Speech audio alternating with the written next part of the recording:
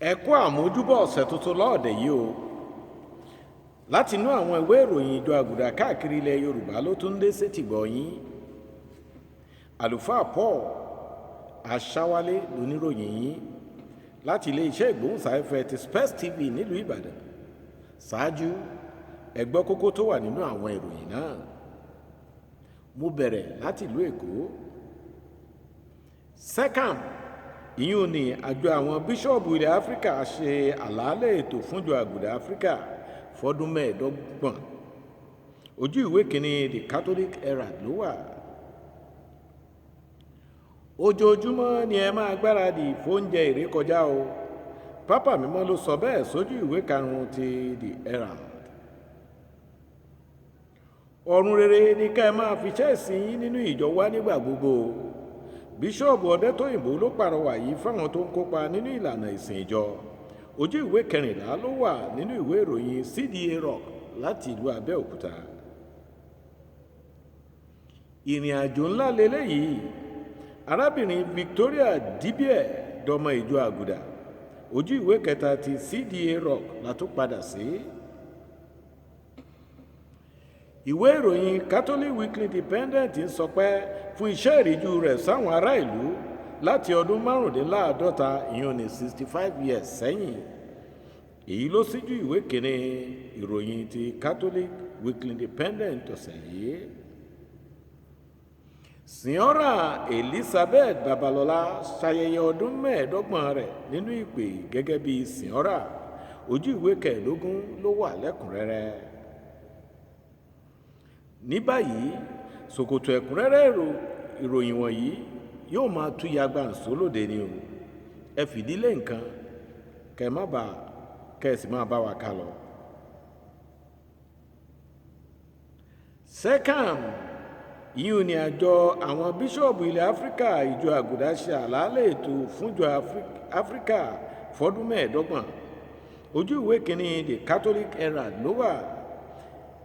níbi àṣekágbá ìpàdé wọn ìyẹn ogún irú rẹ̀ ní Kigali tí í ṣe olú ìlú orílẹ̀-èdè Rwanda lọ́gbọ̀njọ́ oṣù keje sọ́jọ́ kẹrin oṣù tá a wà yìí ni wọ́n ṣànálẹ̀ àwọn ètò wọn náà.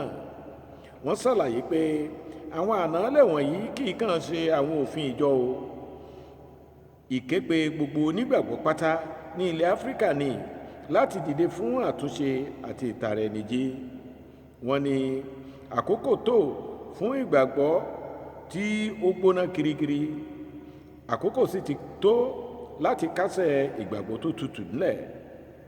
wọ́n ní ìjọ gbọ́dọ̀ jẹ́ wòlíì, kó jẹ́ olùṣọ́ àgùntàn, kó sì dúró gírí. ẹ máa gbáradì lójoojúmọ́ fún oúnjẹ ìrékọjá o.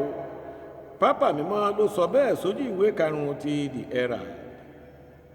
níbi ìpàdé ìta gbangba rẹ̀ lọ́jọ́rú tó kọjá ní pápá mímọ́ Leo kẹrìnlá ti fọ̀rọ̀ wérọ̀ pẹ̀lú èrò ọjọ́ náà pé kí oníkálukú ro àròjinlẹ̀ ọ̀rọ̀ ìwé mímọ́ ọjọ́ náà tó dá lórí ìgbáradì. èyí ló ń pe gbogbo ẹ̀dá láti gbáradì fún Eucharisty mímọ́ lójoojúmọ́ ayé nípa mímú àwọn ohun ìdènà àti èyí tí ó ń rẹ àwọn ìbéèrè dànù níwájú Olúwa kúrò pátápátá. ọ̀run rere ni ká ẹ máa fiṣẹ́ ìsìn yín nínú ìjọ wa nígbà gbogbo. bíṣọ́ọ̀bù ọ̀dẹ́tóyìnbó ló pàrọwà yìí fáwọn tó ń kópa nínú ìlànà ìsìn ìjọ. ojú ìwé kẹrìnlá ló wà nínú ìwé ìròyìn CDA Rock láti ìlú Abẹ́òkúta. níbi ìyọ̀ǹda ìbẹ̀rẹ̀ iṣẹ́ àwọn ikọ̀ tó ń mójútó ìdẹ̀ra àwọn ọmọ ìjọ ìyún ní Minister of Hospitality ní Our Lady of Perpetual Help Catholic Church ti Ìṣẹ́rí lábẹ́òkúta ni Most Reverend Dr. Peter Ọ̀dẹ́tóyìnbó ìyún ní bíṣọ́ọ̀bù ẹkùn Abẹ́òkúta ti pàrọwà yìí. ó fi yé wọn pé Ọlọ́run fúnra ara rẹ̀ lòṣìṣẹ́ ìdẹ̀ra àkọ́kọ́ fún gbogbo ẹ̀dá. nítorí náà kí àwọn òṣìṣẹ́ ìdẹ̀ra tuntun yìí fìfẹ́ Ọlọ́run hàn nípa yíya ọwọ́ ìfẹ́ wọn sílẹ̀ gbòòrò fún gbogbo ọmọ ìjọ. ìrìn àjò ńlá leléyìí o. arábìnrin Victoria Dibie dọmọ ìjọ àgùdà. ojú ìwé kẹta ti CDA Rock la tún padà sí. ìjìnlẹ̀ ìyípadà yìí ló ṣẹlẹ̀ lọ́jọ́ tí arábìnrin Victoria Dibie gbẹ̀sìn ìjọ Aguda tó sì dọmọ ìjọ. èyí ló túbọ̀ fẹsẹ̀ múlẹ̀ bó ṣe darapọ̀ mọ́ olólùfẹ́ rẹ̀ nínú sákrámẹ́ǹtì ti ìgbéyàwó nínú ìjọ. ìròyìn yìí sọ pé ọmọ ìjọ Anglican ní tẹ́lẹ̀ kó tó tẹ́wọ́ gba ìlànà ẹ̀sìn ìjọ Aguda. ìwé ìròyìn Catholic Weekly Independent ń sọ pé fún iṣẹ́ ìríjú rẹ̀ sáwọn ará ìlú àti ọdún láti ọdún márùndínláàádọ́rin ìyún ní 65 years sẹ́yìn. èyí ló sí ojú ìwé kìíní ìròyìn yìí, ṣùgbọ́n lójú ìwé karùn-ún oníròyìn náà wà lẹ́kùnrẹ́rẹ́. ó wáá fi léde pé gẹ́gẹ́ bí èròǹgbà atọ́ròyìn àkọ́kọ́ ìwé ìròyìn yìí, Reverend Father Patrick O'Neill, Catholic Weekly Independent dúró ṣánṣán nínú ọ̀pọ̀ ìdánwò inú ìpínròyìnká. ìwé ìròyìn yìí ti tayọ nínú ìròyìn òtítọ́ àti ìwà ọmọlúàbí. ó ní láti ìfilọ́lẹ̀ rẹ̀ ní ọjọ́ 14 oṣù kẹjọ ọdún 1960 ló ti ń ṣe àpẹẹrẹ ìtànsán ìpínròyìn ìgbàgbọ́ àti iṣẹ́ ìsìnlú, èyí tó ló fàdí ọpẹ́ àwọn olùdásílẹ̀ rẹ̀ títí di ọjọ́ òní. Sìnọ́rà Elizabeth Babalọ́lá ṣayẹyẹ ọdún 25 rẹ̀ nínú ìpè gẹ́gẹ́ bí Sìnọ́rà. ojú ìwé 15 ló wà lẹ́kùnrẹ́rẹ́. ariwo ọpẹ́ àtìyìn ló sọ ní St. Anthony Catholic Church Ìwó nípínlẹ̀ Ọ̀ṣun lọ́jọ́ 17 oṣù keje ọdún yìí, nígbàtí Reverend Sister Elizabeth Babalọ́lá ń ṣayẹyẹ ọdún 25 rẹ̀ nínú ìpè rẹ̀ gẹ́gẹ́ bí Sìnọ́rà. Most Reverend Dr. Jan Oyèjọlá, ìyẹn ní bíṣọ́ọ̀bù Òṣogbo, nìròyìn sọ pé ó darí gbogbo mísà ìdúpẹ́ náà.